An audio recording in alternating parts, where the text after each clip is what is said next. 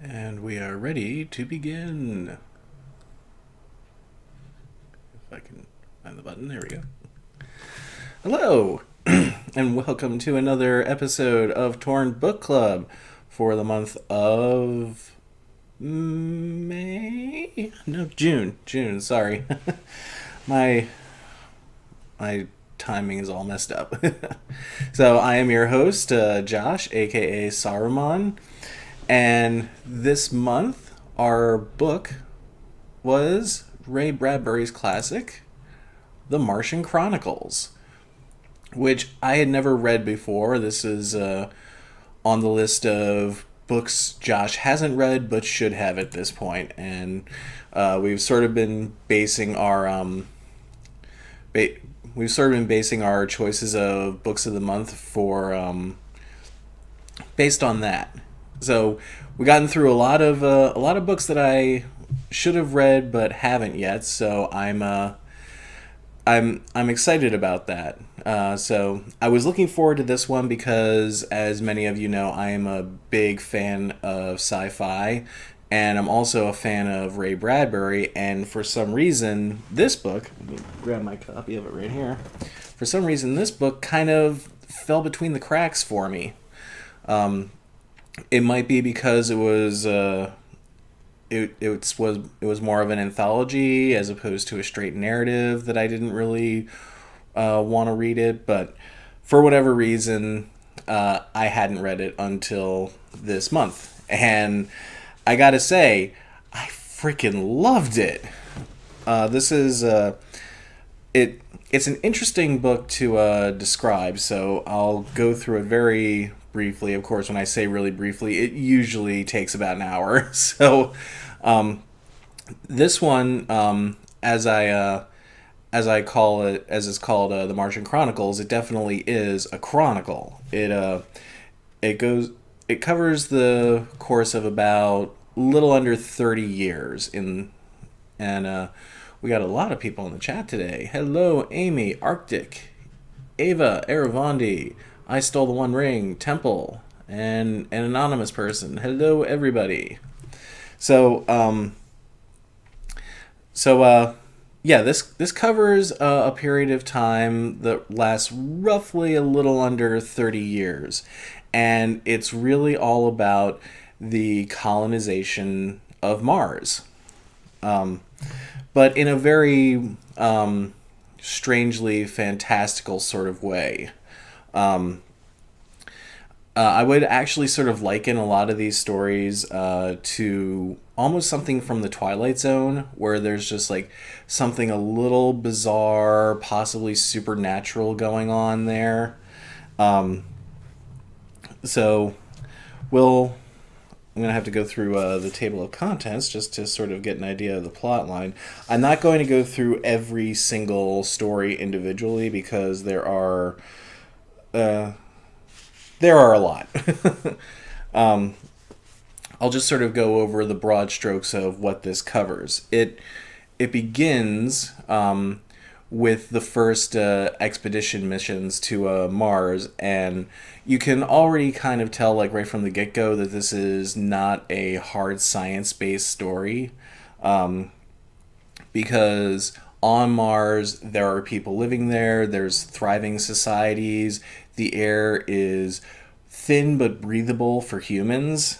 Um, and Bradbury even says in his introduction that he doesn't really consider this science fiction. He considers it more of a mythology.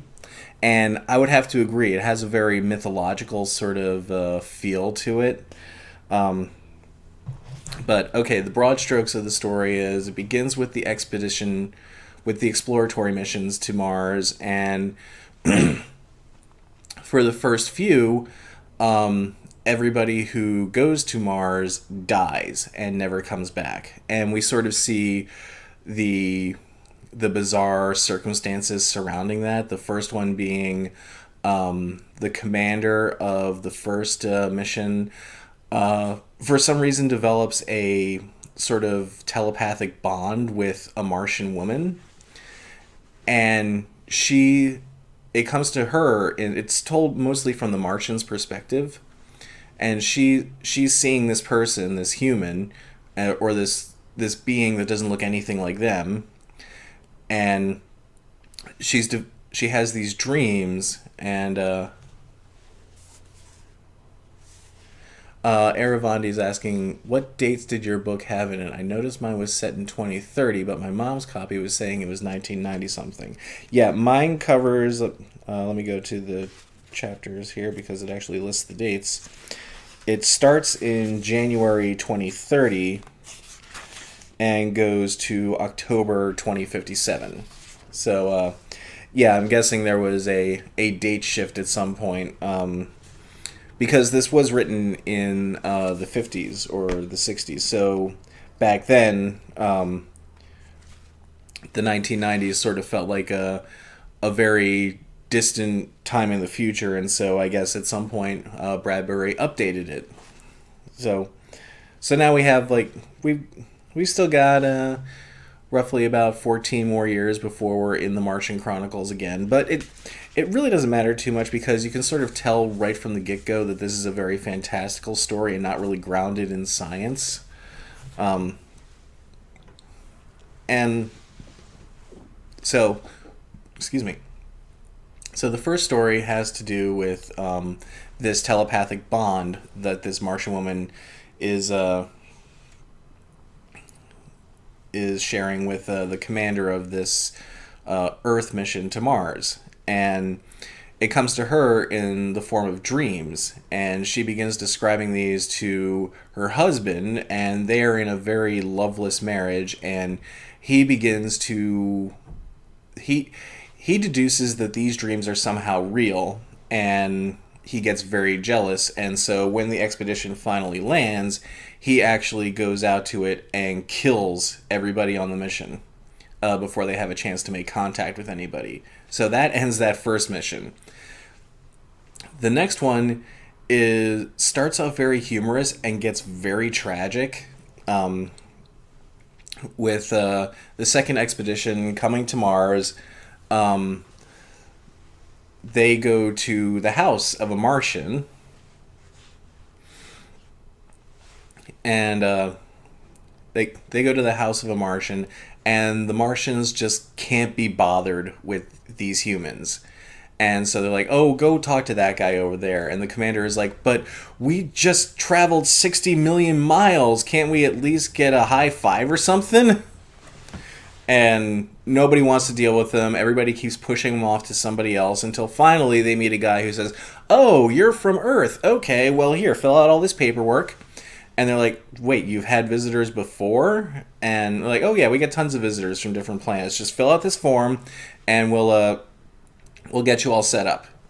And so they fill out the forms, and they're taken to this facility where they meet a whole bunch of other people who are saying, I'm from Uranus, I'm from Jupiter, I'm from Neptune, I'm from Pluto, I'm from Mercury. And they realize that they've been locked up in an insane asylum. Because apparently this is a rather common psychosis among Martians to suddenly believe that you're from another planet. So the commander begins talking with the head doctor, trying to prove to him that he is in fact from Earth. He actually is a traveler from Earth, and he tries to present all this evidence, and the doctor has sort of developed this theory as to why this psychosis is happening that really kind of almost creates an excuse for just about anything he can. It really negates almost any bit of evidence anybody can provide, because basically this is what it is. Because the Martians are telepathic in nature, this can cause very widespread delusions and hallucinations, to the point where other people will begin seeing one person's hallucination because of the shared minds. And so with every bit of evidence the commander gives him, he says, oh wow, this is a very detailed delusion, this is amazing. And it gets to the point where he finally takes them out to see their rocket, and the doctor is like, "This is this is an amazing delusion. Like, it looks real. I can touch it. I can go inside it. This is a very powerful delusion. This is a very powerful hallucination, and you're spreading it to everybody. And the only way that we can stop this delusion is by killing you." And so he ends up killing the commander, thinking that he's the cause of the delusion. But when the ship doesn't disappear, he thinks that it has spread virally to the rest of his team. So then he kills off the rest of his team. And then the rocket ship is still standing there. And he says, "Oh my God, they've infected me too." And so then he kills himself. And then later on, some people come and see the rocket ship, have no idea what it is, and basically salvage it for parts. And that is the second expedition. And my God, it was the most tragic thing I'd ever seen.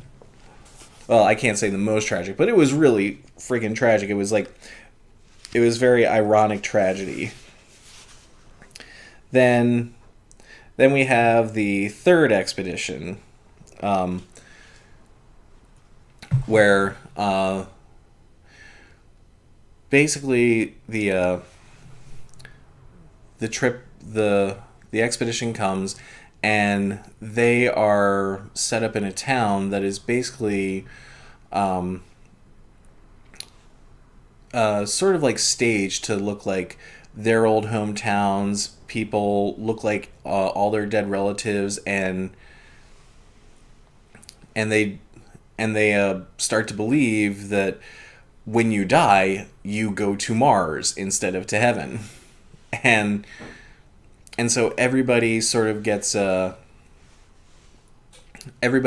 pulled into this deception. And one night, all of the Martians who have created this fake town and all these fake personas then turn and kill everybody. And the only person who kind of sees what's happening before it happens is the commander, but he's not able to really get out in time. And then we have and at this point there have been 3 expeditions to Mars. Nobody has come back. There's been no word of what's going on Mars. And so we finally send one more expedition, and when they get to Mars, they only find the remnants of a civilization. All the Martians have been wiped out somehow. And they begin to examine the bodies and determine that the Martians were wiped out by chickenpox. And there's nobody left. They've all died. All of their cities are now falling into ruin. Basically, Mars is now a blank slate for Earth to come and colonize. And there's one guy on the team who, for lack of a better term, kind of goes native. And he starts to think forward to all the colonization that'll happen, all of the history of Mars that's going to be wiped clean, and basically how all the horrible things that are going on Earth are going to spread to Mars. And he says he believes that the best way to keep that from happening is to kill everybody on his team except for the commander, and have the commander go back to Earth and say Mars is uninhabitable. And that might buy him another 50, 60 years before somebody sends out another mission. But it doesn't quite work out. And the guy finally ends up getting killed by his own men. And the team then goes back to Mars and says, "Hey, Mars is ripe for colonization." And so it begins. And we have a bunch of other stories in here where we kind of see like the evolution of Martian society as humans begin to colonize it. First with trying to set up cities, trying to set up trying to grow trees so that the atmosphere becomes more oxygen rich and more breathable for humans. And then there's an interesting one where they try to set up religion, because they've been seeing these things called fire balloons, which are basically these blue orbs flying around up in the mountains. And they believe these to be the remnants of Martians. And so a Christian missionary wants to go out and try to bring Christianity to these Martians. But instead what happens is the Martians end up saving him from death, and he realizes that it's not he who should be preaching to the Martians, but the Martians who should be teaching him about the universe. And so it's a very interesting sort of religious switch there. Aravandi's saying plant trees, set up hot dog stands. Yeah, the hot dog stand thing is interesting. We'll get to that in a sec. So as everything starts to grow, all the new cities start to spring up, everybody starts to sprawl out, more and more people start to come from Earth.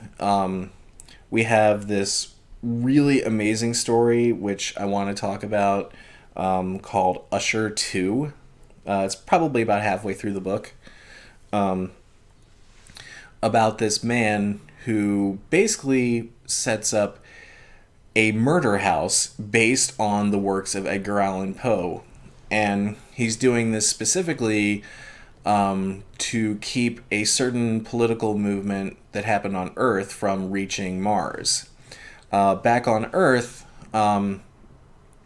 there's been a group called, let me see if I can find what they're called. They're called like Moral Climate or something like that, where basically they're trying to outlaw any creative thinking, any imagination. They're taking all of the great works of literature and burning them, kind of like, well, not unlike Fahrenheit 451, where they're basically saying anything imaginative is now outlawed, and it sort of sprang up and evolved from an early movement to censor things that people don't like. And so it gets Hervandi's saying that one was so weird. I knew it was coming, but it was weird. Yeah, I knew it was coming too, but I kind of liked it, mostly because I am a fan of Edgar Allan Poe. And so anyway, this guy, William Stendhal, he's a trust fund kid. He's had a secret library of books stashed away for a long time, but then eventually the Moral Climate people have a... Let me see if that's what they're called. One second. Yes, Moral Climates.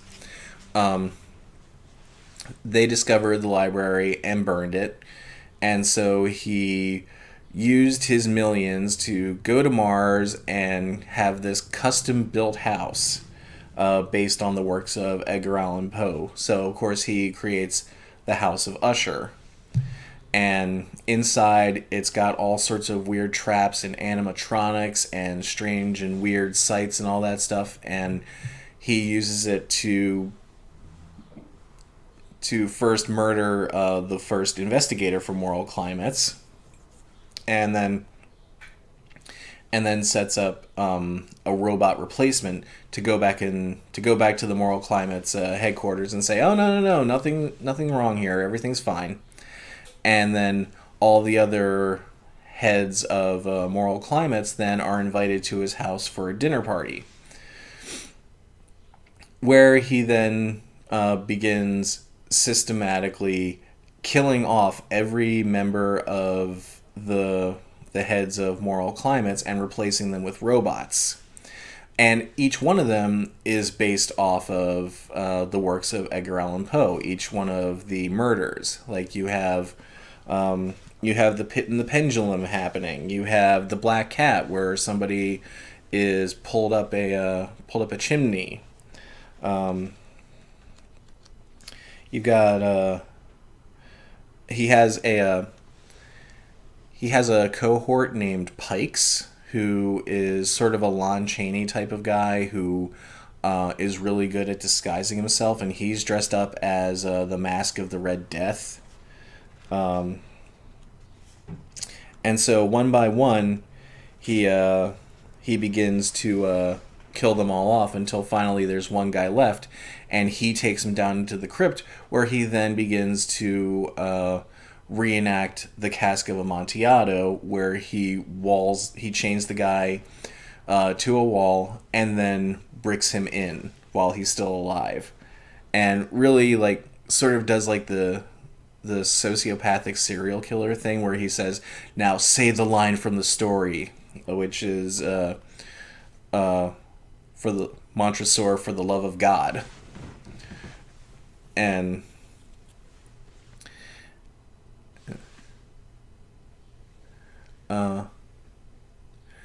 he was saying, "I missed this month's book, but now it's starting to sound like a book I really want to read." Well, I recommend it. I very highly recommend it. This was an amazing story for me.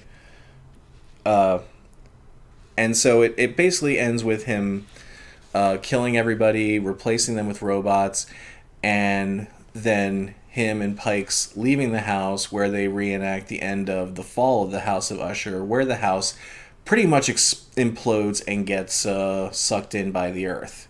And this was all his plan, and he ends up getting away with it. And so that was his way of trying to keep the Moral Climates group from infiltrating Mars. So then that one was probably my favorite story, just because I loved the imagination and like the gothic horror of it. And then we go forward a bit more to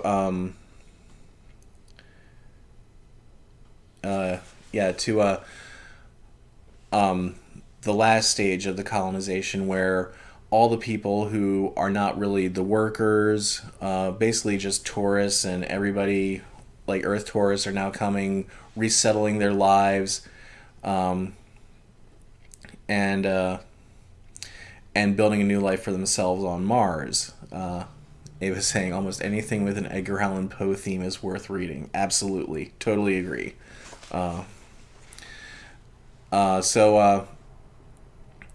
And as this happens, we then have the story with the hot dog stand, which Heruvandi had mentioned earlier.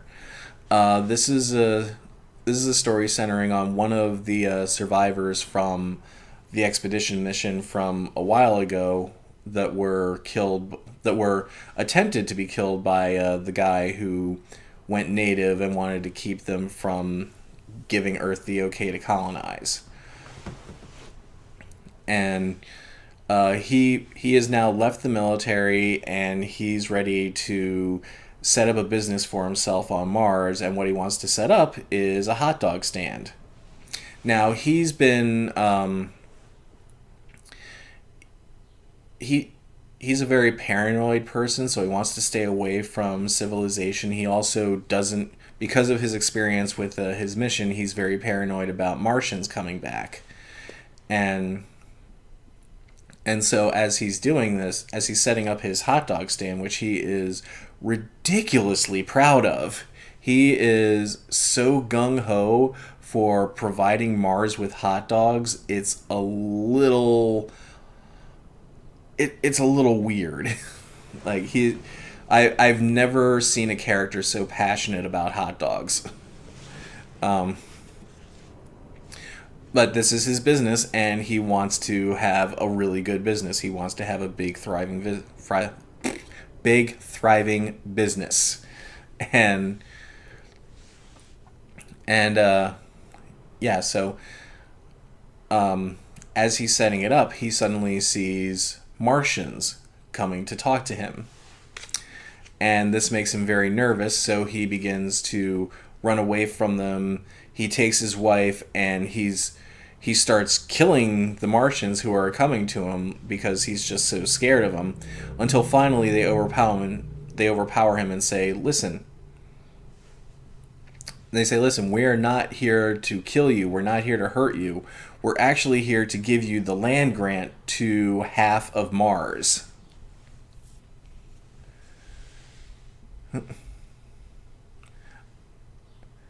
Aravandi's saying his wife seemed less than enthused about the hot dog stand endeavor. Yeah.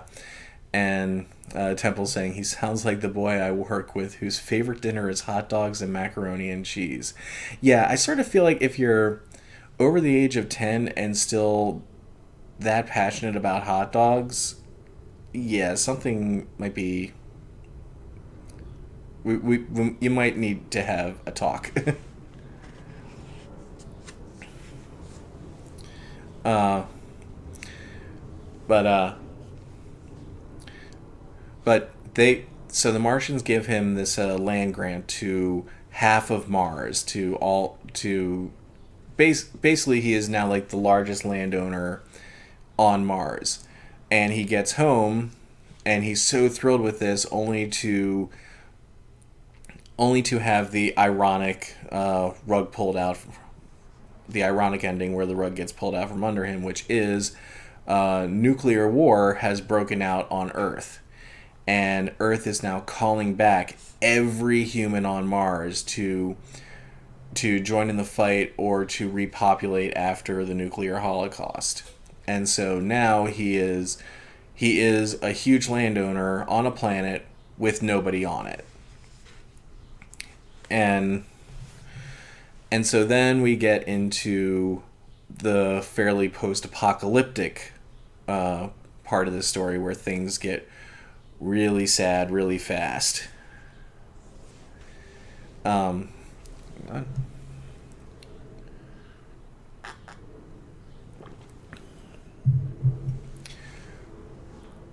So, yeah, everybody goes back to Mars except for like just a few people who either chose to stay behind or just were in the wrong place at the wrong time and missed the boat. And one of them we see is this guy who has been living in a cave most of his life, sort of separate from society. And then when he goes into town to get supplies and sees that everybody's gone, he decides, okay, well, I'm going to live here now. And this is... he's very happy on his own until, like, he starts to sort of pine for some sort of companionship. He wants to find somebody. And so he decides he's going to go to the phone book, and he's basically going to call every number until he gets an answer. And this was a story I sort of felt like had a lot of that, like, 50s, 60s casual sexism in it. Because he decides he wants to meet a woman. And what's the best way to meet a woman in a post-apocalyptic world? Call all the beauty salons. That's where the women will hang out.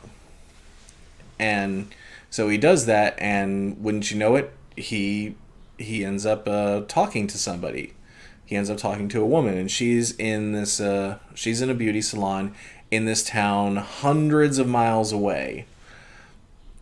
And he decides, okay, well, you're a woman, I'm a man, let's make this happen. And so he hops in a car and drives out to meet her.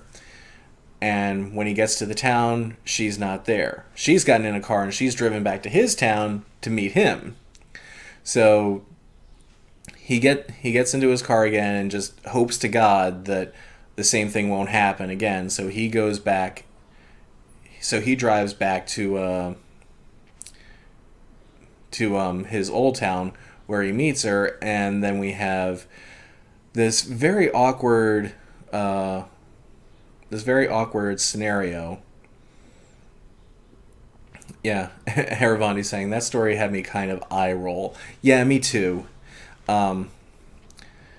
Because when he gets back to when he gets back to the town and he finally meets her, instead of seeing this beautiful woman that he had conjured up in his head, he sees a very overweight woman who is stuffing her face with chocolate cake, and who is immediately obsessed with marrying him. And this, like, it's such a this is the story that made me roll my eyes too, because as soon as he sees her and sees that she's overweight, he's like, oh, no, no, no, no, no, I can't be a part of this. And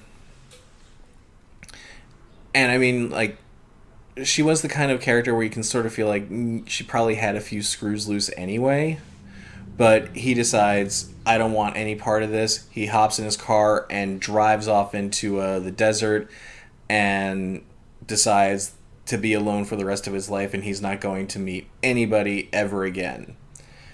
And I was like, that was a really harsh story. I'm not sure I like that one too much. So, yeah, in this collection of like really cool and really interesting stories, that one sort of stuck out to me as like, that is a story that is of a time that no longer exists, unfortunately. Or so then after that, we then have one last story with another member of the last expedition team meeting up with the commander of that team, because the commander of that last team, instead of going back to Earth, he's gone on to a mission to Jupiter. So he's actually coming back from Jupiter, and he decides to stop at Mars to see his old friends.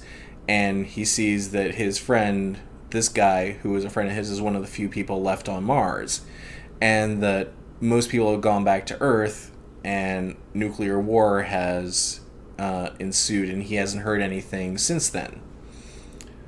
And so the commander sees that his friend has also really sort of succumbed to insanity. And basically what he's done is he has stayed behind with his family, mostly because they just missed the boat.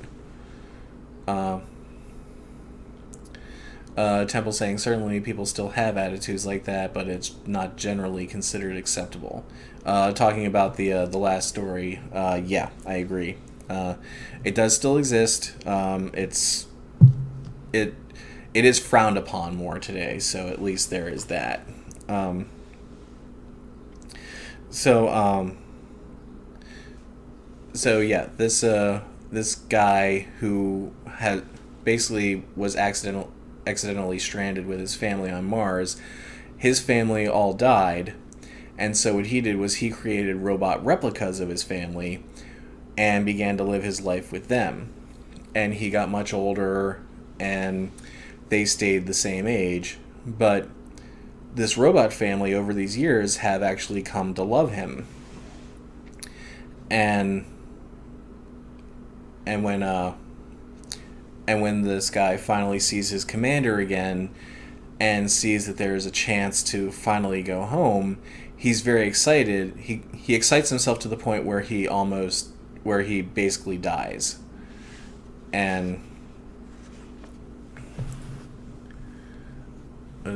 just got a big message here. Eravani's saying, there was one story that I kind of liked where the girl on Earth was going to Mars to be with her true love, and it ends with them trying to talk on the communications thingy, and she tells him she loves him, and when she gets his message back, it's staticky, but the one word that she can hear him say is love. That one was actually kind of sweet. Yeah, I like that one too. And like that's what this book mostly is. It's like a series of vignettes. So we have this last story where the robot family decides that they're just going to stay on Mars, and so the commander then goes back to Earth. And then we have a very long time gap where the dates suddenly go from December 2036 to April of 2057. And what we see is there's only a couple stories in this, and they're both really tragic. Basically, on Earth, humanity has wiped itself out, and there's practically nothing left. There's nothing left on Mars either. There's nothing left on Earth. There's nothing left on Mars. Humanity is practically extinct. And there's this it's a short story, but it's a really powerful one called There Will Come Soft Rains, where it's entirely a story about an automated house that usually has all of its alarms and all of its devices set up around the schedule of a human family, a family that has long since died. But the house is still going through all the motions. It's still making the coffee in the morning. It's still making the breakfast. It's still opening the door and setting off alarms for time to go to school. And it's making all the meals of the day. And it's turning on the climate control system, and it's basically, as it's doing this, all of the alarms that are going off is basically this house talking to itself, until finally a system shorts out and causes a fire, and the house begins its emergency procedures, tries to extinguish the fire, tries to get all the people who aren't there out, but then there's nothing to really prevent the fire. There's no fire department that's going to come and save the house. So basically this house burns to the ground while still going through its daily routines. And I thought this was just, I genuinely felt bad for this automated house. And then we have the final story, The Million Year Picnic, which is the story of one family from Earth who goes to Mars after all this time.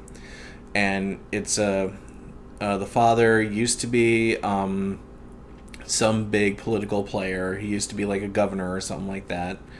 And he is taking his wife and his 3 sons to Mars.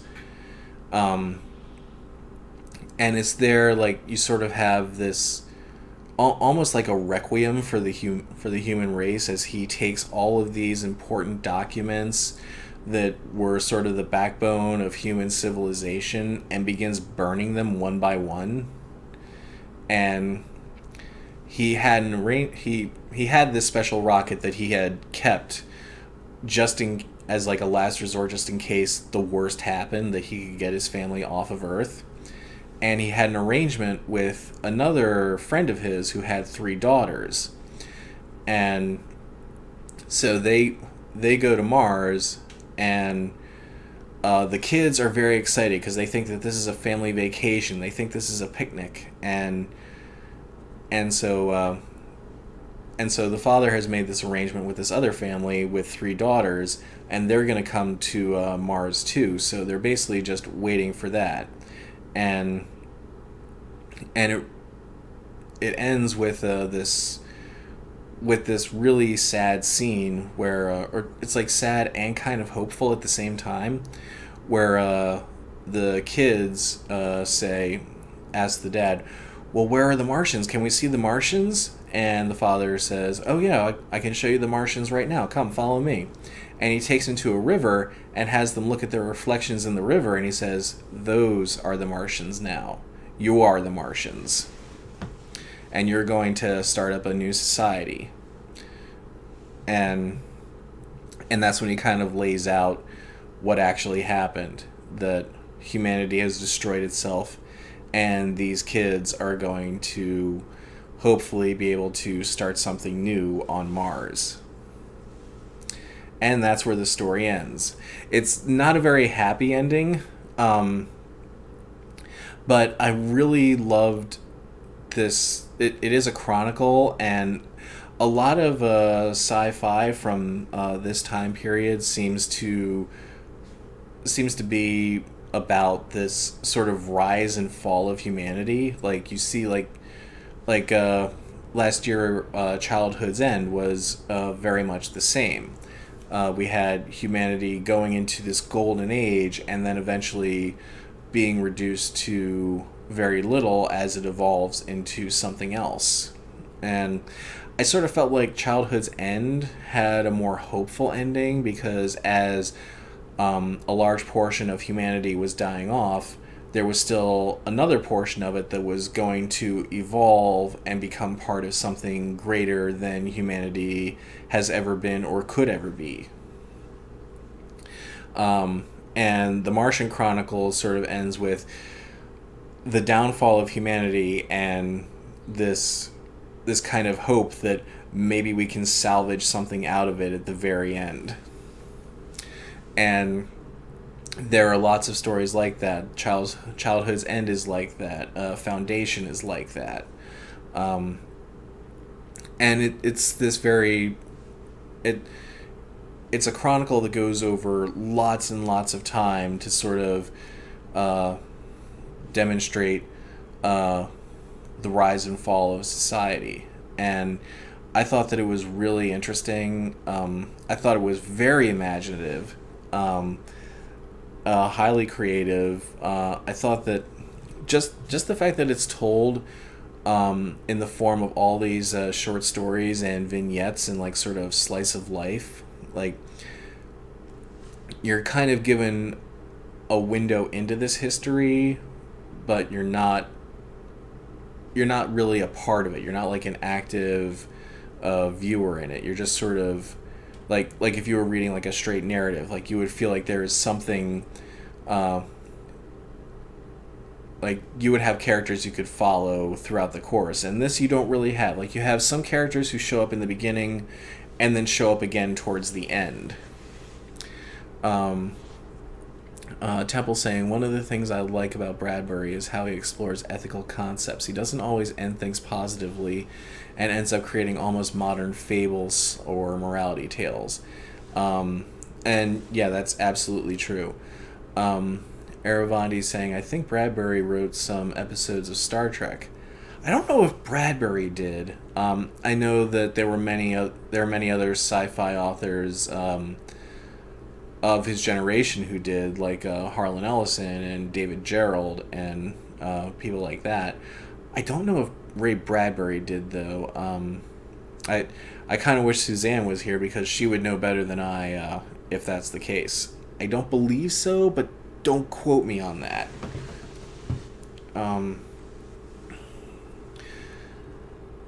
So where are we at? Well, yeah, about an hour. Like I said, like I said, when I say I'm going to talk about it briefly, it usually ends up being about an hour or so. So, generally speaking, I really enjoyed the Martian Chronicles. I'm really glad I read it. I'm probably going to read it again. This is one of those stories, and this is that really captured my imagination. That's why I like these kinds of old school sci-fi so much, because they're very provocative. Like they're the kinds of stories that are also creative and also really sort of make you sit down and ponder, make you wonder, and I really like that. Like it doesn't answer all the questions that you may have, and it certainly raises a lot of questions. Like and leaves a very open-ended question at the very end of it, which is like, so what happens? Are these kids able to create a new human society on Mars? And he doesn't tell us. He doesn't tell us whether they succeed or fail. Temple saying, I just found an interesting quote from Bradbury regarding how he writes. Well, now I'm curious. Please do post it. Because he's got some interesting ones in the intro to this book.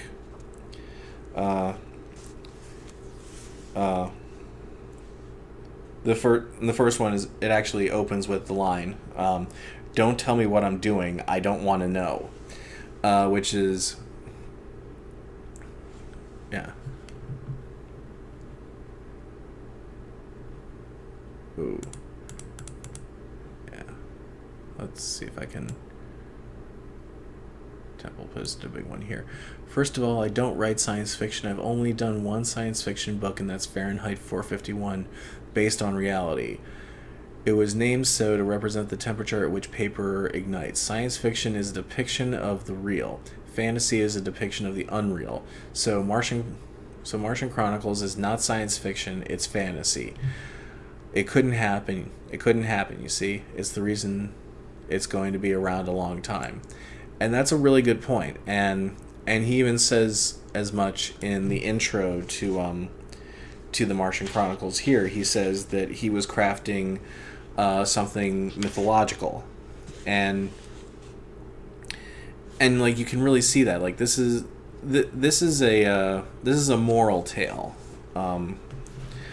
And I mean, it's grounded in reality in so much as the characters in it are humans and Earth exists. Beyond that, everything is very fantastical.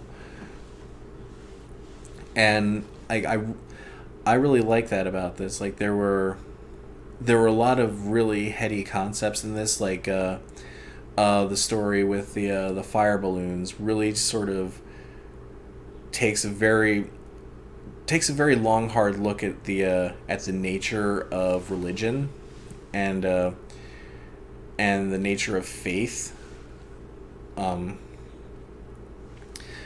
I think in a very interesting and very provocative way, and not in a way that condemns religion in any way either, which I thought was very important.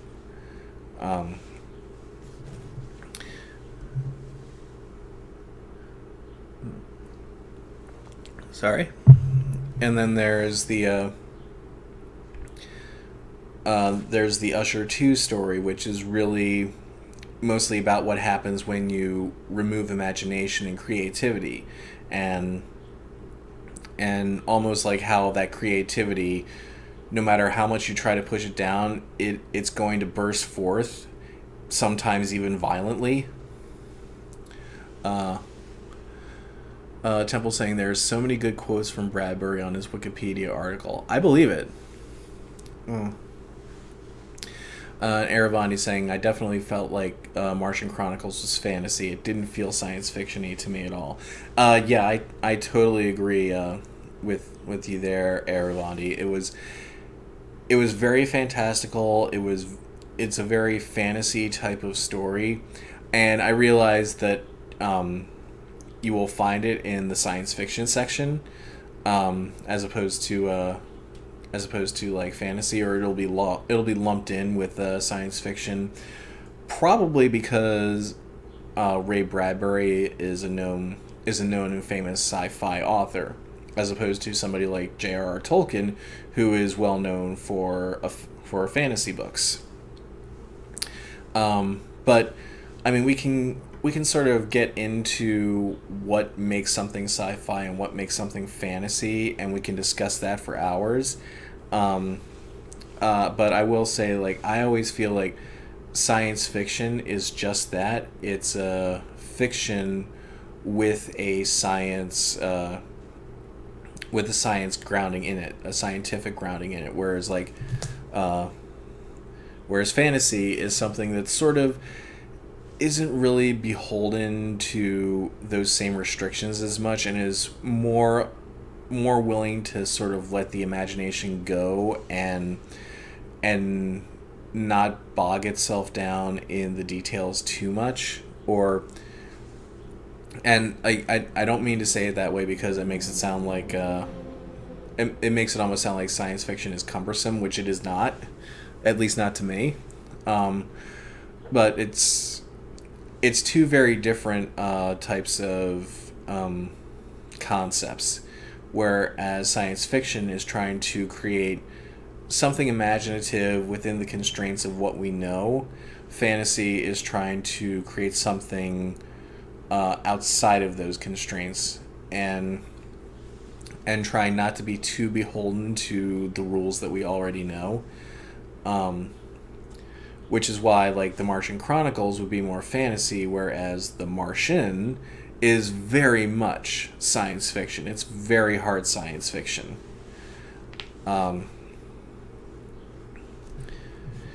Like, that's kind of the best distinction I can make, and I know that it's more fluid, and I'm sure there are people out there who would vehemently and angrily disagree with me about that.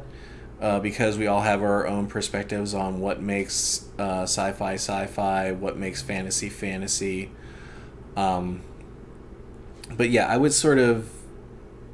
call the Martian Chronicles more of a fantasy story, or I would even go with what Bradbury called it, which is more of a mythology than I would call it a science fiction, because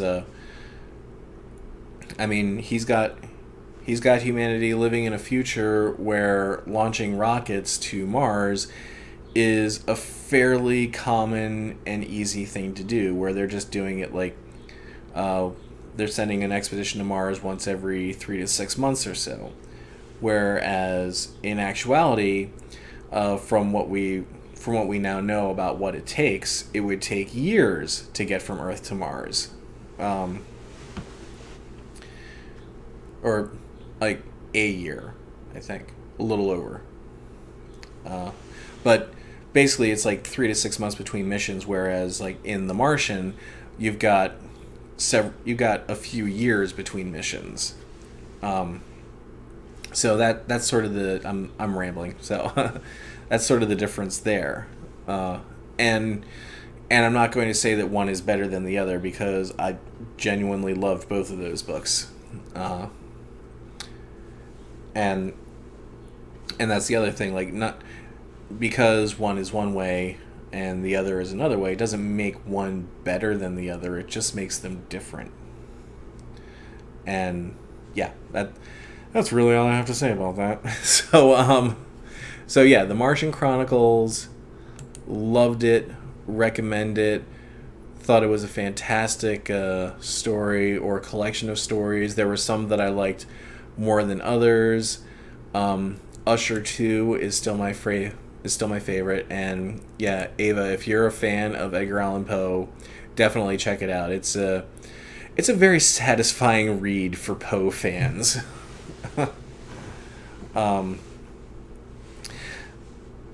Some of the other stories don't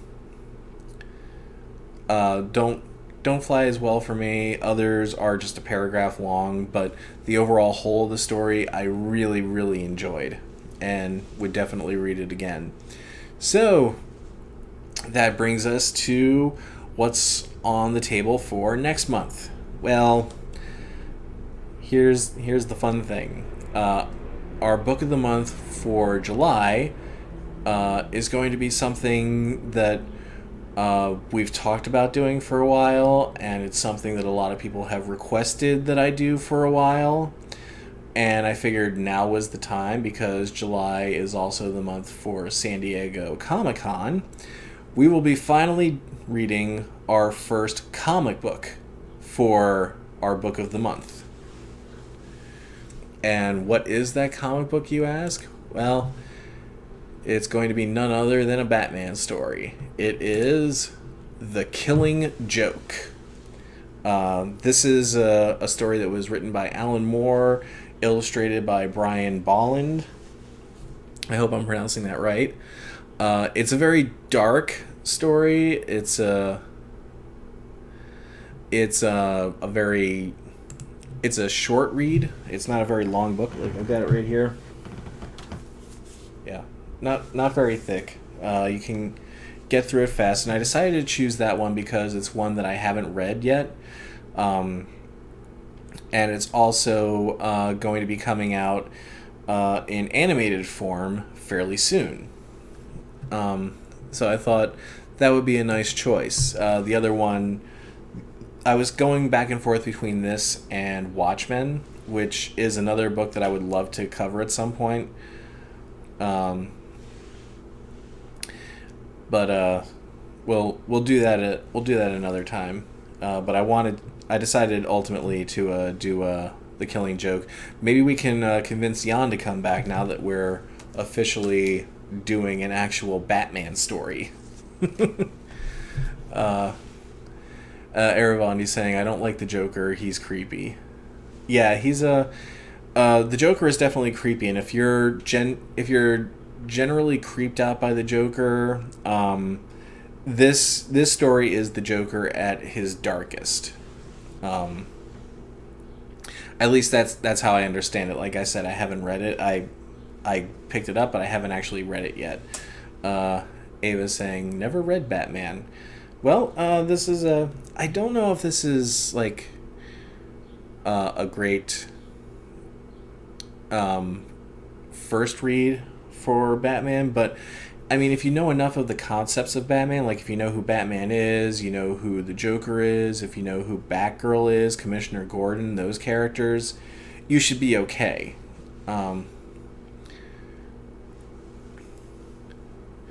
Temple saying, would be fun to read some of Gaiman's comics as well.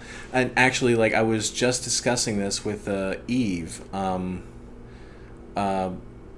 earlier this week about whether or not, because I don't think we've ever done a Neil Gaiman story on this show, and we really should, because Neil Gaiman is one of my favorites.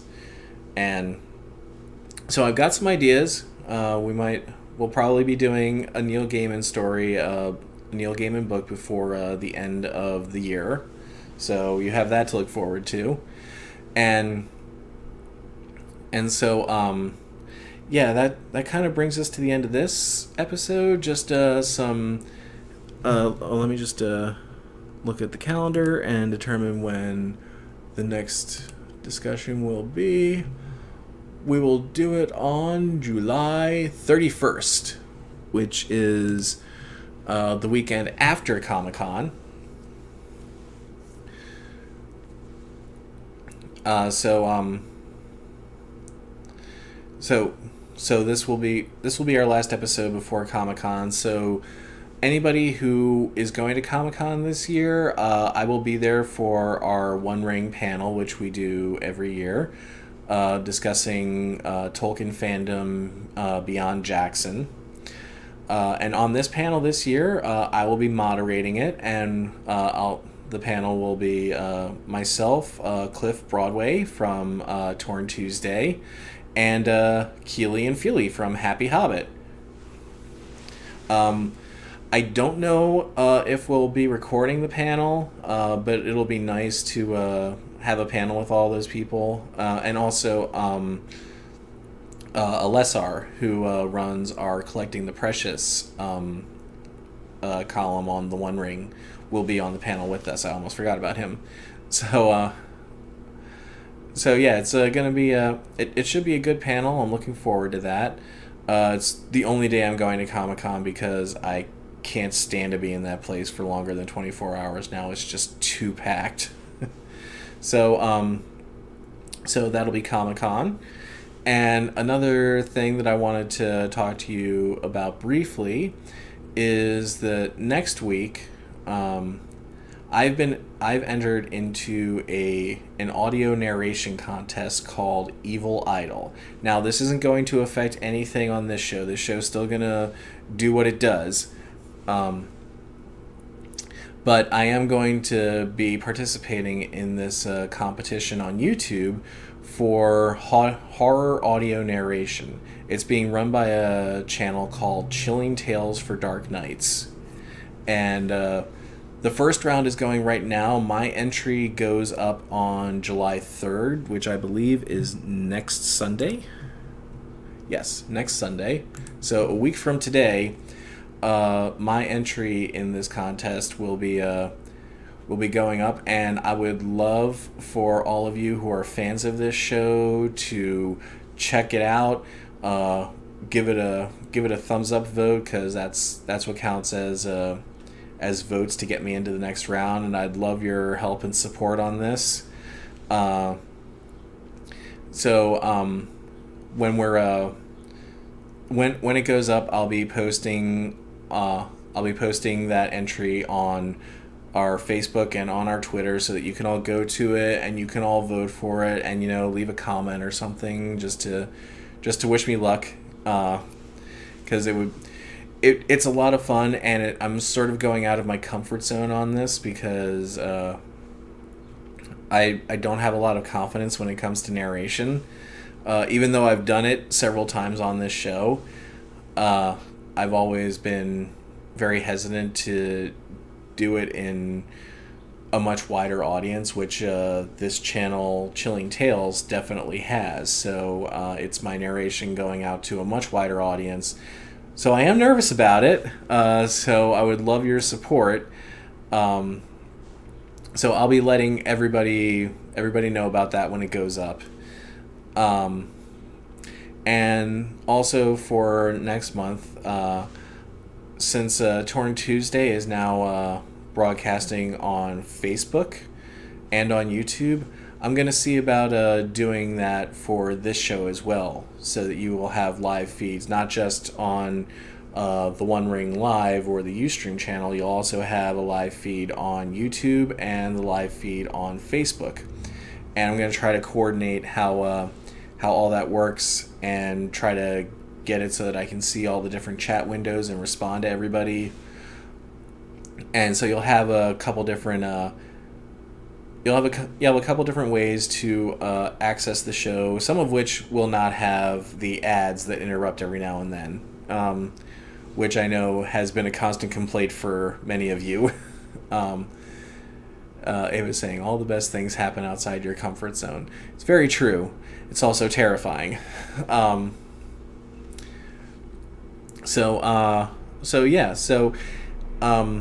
In the coming month, you might see a couple live stream tests on our YouTube channel and on our Facebook page. Just ignore them. That's just me testing the equipment. And this part is for anybody who is watching the archives of this on YouTube. If you haven't already, click the subscribe button so that you'll get notifications for the live stream when it goes up on YouTube. So yeah, that'll do it for this month, I think. And in just a little over an hour too. Go brevity this time. So I will see you all on July 31st for The Killing Joke. And be sure to keep your eyes open for my entries in the Evil Idol contest as they go up, hopefully beyond just round 1. So I will see you all then. Thank you so much to everybody who participated and who read it, and I'm looking forward to seeing you all next month. And yeah, never stop reading.